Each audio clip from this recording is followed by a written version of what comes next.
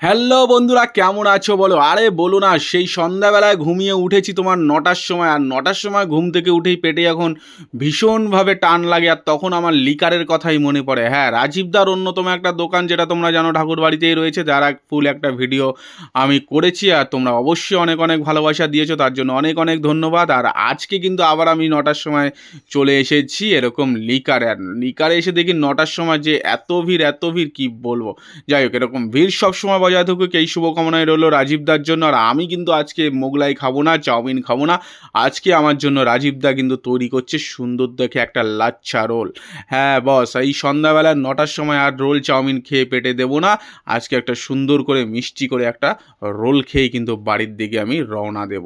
প্রথমে কিন্তু ময়দার দলাটা বেশ সুন্দর করে কিন্তু বেলে নিয়েছিল, তারপরে কিন্তু চাটুর পরে এপাশ ওপাশ উল্টে পাল্টে কিন্তু ভাজাভাজি শুরু করে দিয়েছে। তারপরে সেই বহু প্রতীক্ষিত অর্থাৎ তেলটা কিন্তু যখন তোমার চাটুতে দিল, তারপরেই কিন্তু ভাজাভাজির কাজপত্র কিন্তু শুরু হয়ে গেছে। এইভাবে বেশ গোল গোল করে ঘুরিয়ে ঘুরিয়ে ভাজাভাজির পরে তার মধ্যেই কিন্তু ফাটিয়ে দিয়ে দিয়েছিল একটা সুন্দর ডিম। আর ডিমটাকে দিয়ে শুধুমাত্র নাড়িয়ে চাড়িয়ে দিলেই কিন্তু রেডি হয়ে যাবে তোমার আমার এই সুন্দর লাচ্ছা পরোটার রোল। ও হো হো হো! সন্ধ্যাবেলায় ঘুম থেকে উঠে যখন এরকম খিদাপাত্র পায়, তখন রাজীবদার কথাই একদম মনে পড়ে। রাজীবদাকে ফোন করে বলেছিলাম, দাদা দোকান খোলা কিনা? বলছে, ভাই হ্যাঁ চলে আয়, দোকান খোলা আছে। ব্যাস, আমি তো বেশ হন্তদন্ত হয়ে বৃষ্টির মধ্যে ভিজতে ভিজতে আর রেনকোট পরে তোমার চলে গেছি এরকম রাজীবদার দোকানে রোল খাবো বলে। সেদিনকার ভিড়ও ছিল দেখার জন্য, ৯টা বাজে, তবুও ভাবনা চিন্তা করে আমি কিন্তু বেরিয়ে পড়েছিলাম। আর রোলটা যখন তৈরি হয়ে গেছে, এবার শুধু হলো তোমার গার্নিশ করা। হ্যাঁ, শসা, পেঁয়াজ, লেবু, আবার বিভিন্ন রকমের মশলা দিয়ে কিন্তু আমার শুরু করে দিয়েছে আমার রোলটাকে সাজুগুজু করানোর জন্য। তারা কিন্তু প্রথমে অল্প একটু মশলা, তারপরে কিন্তু সব কিছু পরিমাণ মতো দিয়ে, আর এই সেই সেজেন সসটা জাস্ট অসাধারণ লাগে। এর মধ্যে যে আদার একটা ফ্লেভার আছে না বস, সেই জাস্ট অসাধারণ, জাস্ট অসাধারণ।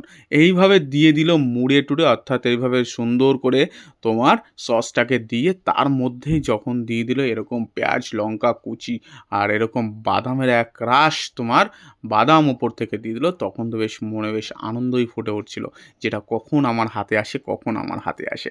দেখতে দেখতে কিন্তু এটা প্রায় হয়ে এসেছে, কিন্তু না, এরপর একটুখানি সস দিতে হবে। আর দিতে হবে একটু চিলি সস। ব্যাস, দুটো চিলি সস দিয়ে দিয়েছে, একটুখানি তোমার টমেটো সস দিয়ে দিয়েছে। এবার আর কোনো কথা নেই, এবার জাস্ট মাত্র বটে দিলেই হয়ে যায়। আর বটে দিলেই আমার চলে আসবে হাতেতে। হ্যাঁ, হাতে চলে আসার সাথে সাথেই আমার চলে যাবে কিন্তু পেটেতে। যাই হোক বন্ধুরা, তোমাদের এই ভিডিওটা কেমন লাগলো তোমরা কিন্তু অবশ্যই আমাকে জানিও। আর যারা এখন আমার চ্যানেলের সাথে যুক্ত হয়নি, তারা কিন্তু অবশ্যই একটু সাবস্ক্রাইব করে দিয়ে, আর যারা ফেসবুকে দেখছো তারা কিন্তু অবশ্যই ফলো করে দিয়ে পাশে থাকো। তাহলে বন্ধুরা, দেখা হচ্ছে তোমাদের সাথে আবার অন্য কোনোখানে, অন্য কোনো ভিডিও নিয়ে, অন্য কোনো খাওয়া দাওয়া নিয়ে। সাথে থেকো, পাশে থেকো, ভালো থেকো, টাটা।